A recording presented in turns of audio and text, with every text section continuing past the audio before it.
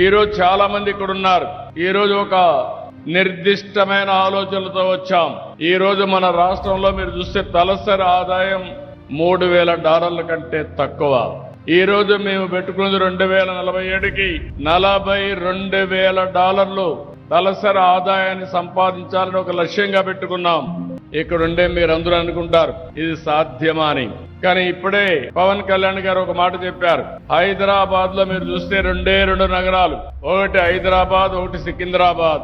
ఆ రోజు ఆలోచించాం, ఏదైతే వెస్టర్న్ సైడ్ వెళితే అక్కడంతా రాళ్లు గుట్టలు ఉండేటివి. ఆ గుట్టల్లో నేను చూశాను, ఇది భవిష్యత్తు నగరంగా తయారవుతుందని రూపకల్పన చేసి 25 సంవత్సరాల్లో ప్రపంచంలో నెంబర్ 1 రాష్ట్రంగా తయారు చేశామంటే అది ఆనాటి విజన్ ప్రభావం అని చెప్పి కూడా నేను మీకు తెలియజేస్తున్నా. ఎప్పుడూ పవన్ కళ్యాణ్ గారు అంటా ఉంటారు, సార్ మేము అందరూ రాళ్లు చూశాం, మీరు మాత్రం అందులో ఒక విజన్ చూశారని. అవును, నేను ఆ రోజు చూసింది ఒక సింగపూర్ చూశాను, లేకుంటే ఒక దుబాయ్ చూశాను, ఒక అమెరికాలో ఉండే న్యూయార్క్ సిటీని చూశాను. ఇలాంటి టౌన్ ఎందుకు డెవలప్ చేయలేమని ఆలోచించి అంచెలంచెలుగా అభివృద్ధి చేశాం. ఈ రోజు గర్వంగా చెప్పగలుగుతున్నా, హైదరాబాద్ నగరం వల్ల తెలంగాణ రాష్ట్రం భారతదేశంలోనే ఎక్కువ తలసరి ఆదాయం సంపాదించే రాష్ట్రంగా తయారైందంటే అది ఆ రోజు వేసిన ఫౌండేషన్ అని చెప్పి కూడా నేను మీకు తెలియజేస్తున్నా. ఆ రోజు 1997 14 టాస్క్ ఫోర్స్లు వేశాను. గంటల తరబడి కూర్చున్నాం.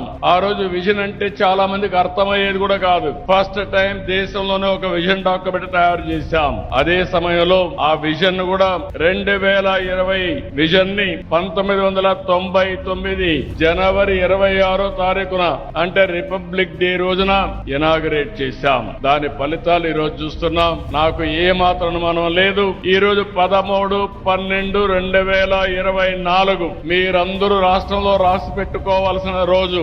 మళ్ళీ 2047కు మీరు సమీక్ష చేసుకుంటే నేను చెప్పింది జరిగిందా లేదా అని మీరు చూసే పరిస్థితి వస్తుందని చెప్పి కూడా నేను మీకు తెలియజేస్తున్నా. దానికి మీరందరూ కూడా ప్రత్యక్ష సాక్షులు కావాలని చెప్పేది నా ఆలోచన.